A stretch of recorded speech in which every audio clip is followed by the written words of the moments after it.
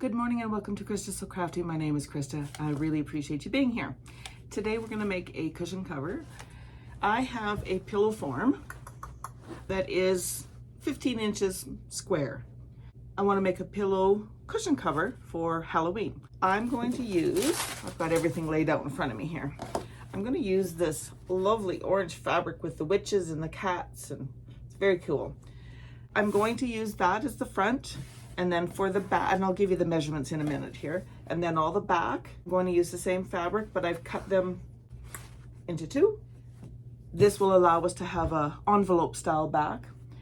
I'm also going to put the word boo on the front. So on this big piece, I'm going to put the word boo across here, and I'm going to applique it on. I'm just going to use some of this Wonder Under, trying to find a spot where you can see it here. It's the Wonder Under. It's just a nice thin fusible web that you can use on stuff like this, and then it doesn't get all hard. Okay, we're going to use that. And then for the word, I'm just going to use a black. So I'm going to take the black and I'm going to fuse the Wonder Under onto that, so it'll give it some stability. That is all we need, other than your sewing machine and, you know, all your sewing supplies. As far as this craft for today, that's all you're going to need. This front piece I cut out 16 inches. Now the reason I did that is I want to do a 1/2 inch seam all the way around, so then that'll put it down to 15 inches, which is what our pillow is. The two back pieces that I've cut out so that we can envelope style them, they are 16 inches by 11 each one, okay, and that's ×2. The black piece that I have cut out here, I just kind of had a little extra piece, but it's approximately 8 by 11. It's going to be big enough to write the word boo, right? Fairly big. And then the Wonder Under is cut out the same as you can see. I have a little piece cut out there, but that'll be fine. It'll be enough. Now we need to go and fuse the Wonder Under onto the back of the black material. That's hard to say. Back of the black material. Let's go do that. Here's our material and our Wonder Under. It's very easy. Just lay out your material. I like to warm it up a little bit with my iron. And then I take my Wonder Under and I lay it on there. And I cut it just a little bit bigger. Hopefully it doesn't make a mess on my ironing board. And then you just take and press this down like so. And this will adhere that to the back of this material and make it a little bit stiffer and a little bit easier when we go to do the applique stitching. It's stuck down, I can see that.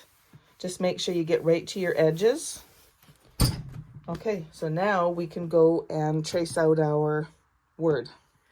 I have these little chalk marker things. I'm going to use that to write my word boo. So I want it fairly big. So remember, this is the front. So I think I want it pretty much as big as this little piece of black is. There's no pattern for this, just, you know, do what you can do. So I'm just going to, now the nice part about using the chalk is this will wash out. So I'm going to make it big. Let's go like this. That's nice. So then let's draw the inside part where we're going to cut it out.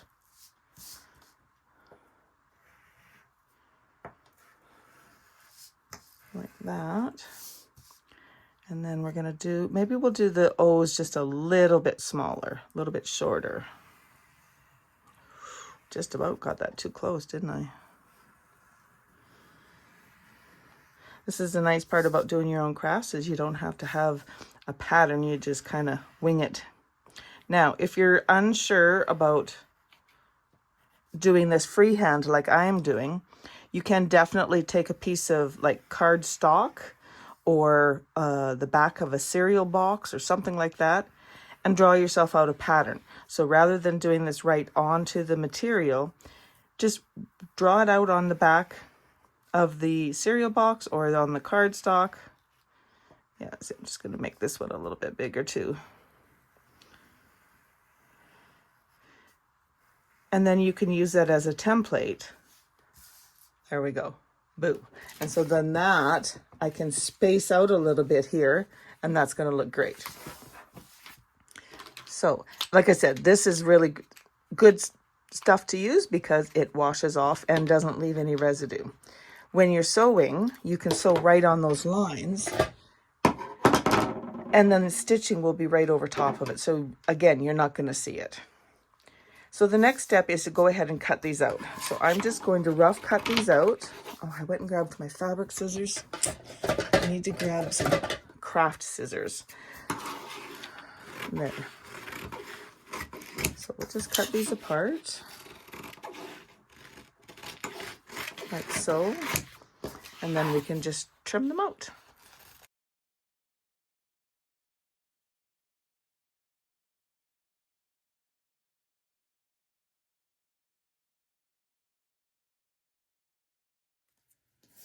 There we go. Those look very cool. So now I think I'm going to put them on kind of on an angle. So as you can see, the letters are a perfect size. See, we could even make them odd. We could make them go up. How do we want them? Just design it however you want.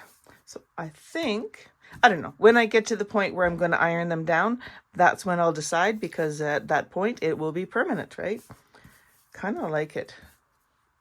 Ooh, woo, you know, kind of spooky.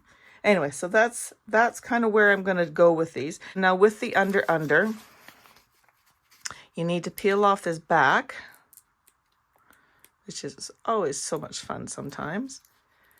And we're going to peel this off, and it has an adhesive there. And now we can go and stick this down. So let's take over to the ironing board and we'll get this organized and we will press this down. So here's our piece. So I'm just going to make sure it's nice and flat. Got a bit of a crease right in the middle here. Just get all those creases out. I had pressed it before I cut it, but you know. I'm going to lay this out. And I'm going to bring back in my letters. And like I said, I want to put them on an angle. So I'm just trying to kind of center that. I'm not being precise. I'm just winging it here. And then, oops, that might be too high because we need to get this one, these ones going up like that. Yeah, I like that. So I need to move this down a little bit. You just got to kind of fiddle with it until you have it the way you like it. Stand back and have a look. I think I'm good with that. I'm going to press down on the B because I've already taken the backing off, and I'm going to press that down. The Wonder Under will adhere to my backing, to my front piece. So now we'll take this piece off. Sometimes if you just bend it over, it creates that little crease, and then you can just grab it and pull it off. Now, because my material is hot, it's going to want to start to adhere. So I have to be careful that I have it where I want it so it doesn't stick in the wrong spot. See, it's crooked. I need to go like that. There we go. There we go. So we're going to stick that one down. And it doesn't take long at all for the adhesive to adhere. So again, I'm just going to take this and kind of fold it over, and then it creates that little crease. We can pull that off, and it's very staticky. And then we'll put this one up here. Whoops, stuck to my finger. It's starting to be very fallish here. The leaves are falling, and it's definitely chillier weather. I'm in central Alberta in Canada, and it's definitely starting to feel like fall. Mind you, yesterday I think was 24. Who knows, right? All right, there we go. I think that looks very cool. So here I have a piece of batting. As you can see, it wasn't big enough, so I just sewed it together. All I do is I just take the pieces of batting and I put it together like this, and I run it through my sewing machine, and I use the widest zigzag I can get on my machine. That's 9. And yeah, so now I have a piece of batting I can use, and I'm just going to put this on top, and this will be what we're going to use, and we're going to get some dimension with the word boo there. Like that. I'm just going to pop some pins in here just to kind of hold it in place. And then we can start. I'm just going to zigzag. I was going a free motion quilt, but we'll just zigzag around all of those. So I'll put some pins in between as well. Again, this just helps to hold everything in place, because when you start zigzagging with your machine, it, you know, moves stuff around. The other thing is I did leave myself some room, just a little bit around with my batting, so that if there's any shrinkage or anything like that, I have room. So now we'll just take this to the sewing machine, and I'm going to zigzag around the inside and the outside of all of these letters. And just sew around.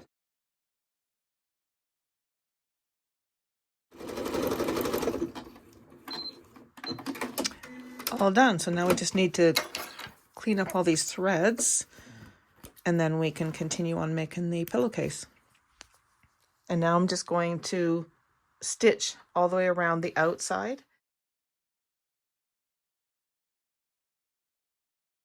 So now at this point, you can do some more quilting. I think at this point, I'm just going to do some straight line, but I'm going to do it on an angle, just make it a little bit different. And I'm just going to use the black thread. I'm just going to pick a spot, and I'm going to start there. Do that. And you know what? I have this attachment that goes with my sewing machine. Let me see if I can show you. Hold on. So over here on my foot, there's a hole, and you can press this in, and then this becomes your guide, and you can, you know, make it as wide or as narrow as you want. So I'm going to turn this around, and I'm going to go this way. And what I'm going to do is I'm going to run this thing right here, right along this stitch line, and that will give me my guideline, so I can make my lines the same distance apart. Actually, I'm going to make it a bit smaller, I think. I want them close, a little closer together than that. So probably about like that. And oh, again, no science or anything. I'm just making this up as I go along. But if you watch your eye here, and rather than here, you can get the lines the same distance all the way on your whole project. And I'm not back stitching or anything at the beginning or the end.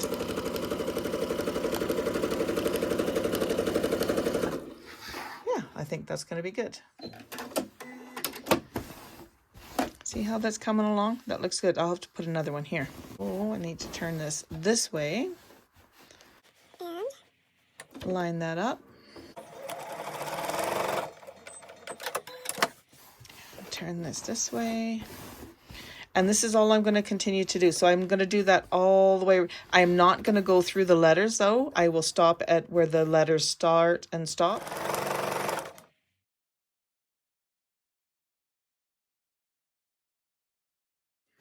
All right, so let's go give this a press, and then we're going to take it over and we're going to trim this up so it's nice and neat all the way around. Give this a little press, just helps to relax those stitches.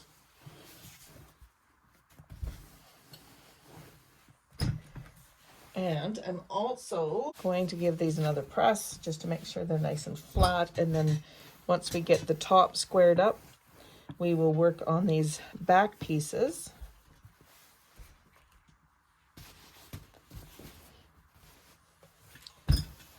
We're making really good progress on this. I love this material with the witches and the cats. It's so cool. So now we can bring this in. We'll use our big ruler and our rotary cutter. And we're going to just trim this up. All I'm doing is lining the edge of the ruler up with the edge of the material and cutting this excess stuff off on all 4 sides. Perfect. Looks good. So now we're going to use the iron and we're going to press our sides down and we're going to make a nice edge. Now my fabric is not, you know, it's kind of all over the place. It doesn't just go one direction. If yours goes one direction, make sure that it's this way and that you're folding this part down so that it's not going to be, your pattern won't be upside down. So I'm just going to fold this over and I'm just going to iron about 1/4 inch, like so. And then I'm going to fold this over about 1 inch. I am not measuring. I am just going by my eye. And I'm just going to press that down like that. And I'm going to do the exact same thing with the other piece. So flip it over. Press down 1/4 inch. If you want to measure this, by all means. And then I'm going to fold this over about 1 inch, like this. And now we're going to take this over to the sewing machine and we're going to sew down this here as well as here, and that will make a nice edge for our pillow backing. And I'm just going to sew close to the edge all the way across.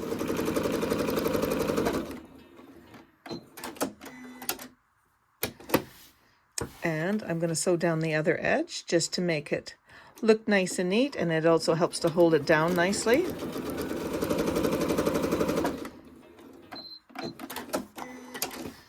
And there we have our nice neat edge, and I'm going to repeat the same process on the other piece. Now we can have this like this, and I'm going to take these back pieces and I'm just going to lay them like this. Make sure that you're putting the piece that we sewed into the center, okay? Because that's going to be where we're going to open and close this to put the pillow in. So I'm going to bring in some pins and I'm just going to pin this, and then we're going to sew all the way around. This is such a great little project to do. And I mean, there's so many options for you as far as doing these. I mean, we could have put a black cat on the front. We could have put Happy Halloween. We could have just left it plain. It's all up to you. So now that this is all folded, we're going to go and sew all the way around. What I'm going to do is, I think I'm just going to use the edge of my presser foot and run it along the edge of the cushion cover, and that's what I'm going to use as far as my between 1/2 and 1/4 inch. So I like to do a back stitch, and away we go.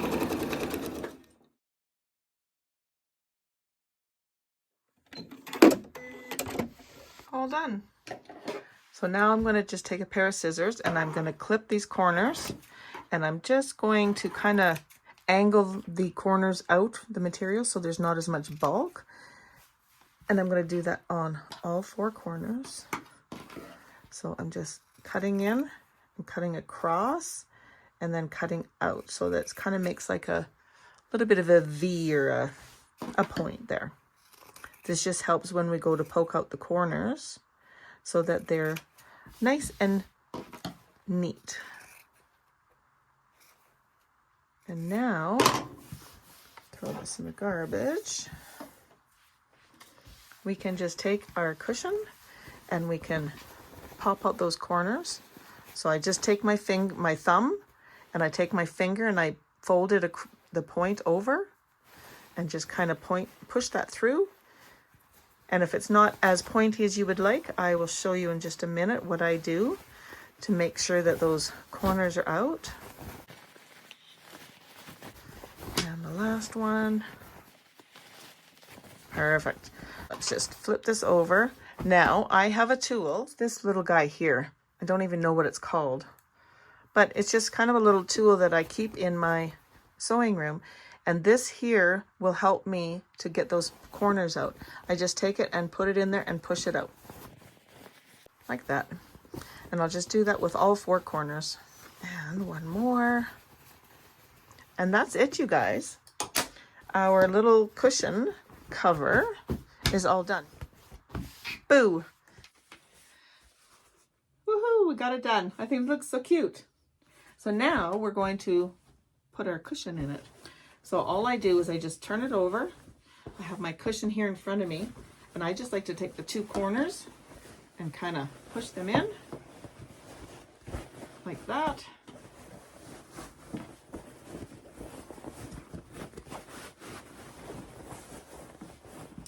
And so now it's like this, and I just take and put in the other corners, and it fits perfectly. It's a beautiful fit. There we go. I think it turned out great. I really hope you enjoyed this video today. It was a lot of fun to make, and you know, you could absolutely make a whole bunch of these, right? Put them all down your couch. That's the other thing, is if you have cushions that you already have on your couch, you don't have to go buy new cushion forms. Just take those cushions, measure them, and use them as the pillow for your cushion. The ones that I have in my living room downstairs they're the ones that came with the couch. So they're brown leather on one side and material on the other. And all I do is I just measure the size and I make the cushion cover to fit. And so then I can change it out for Halloween and Easter and Christmas and whatever. So many ways that you can change those cushions up just by adding a cushion cover. So I really hope you enjoyed this tutorial today. It was a lot of fun, and if you enjoyed it, please give it a thumbs up, subscribe to my channel, and click on the bell to receive notification every time I upload a new video. Thank you again for joining me, and happy crafting.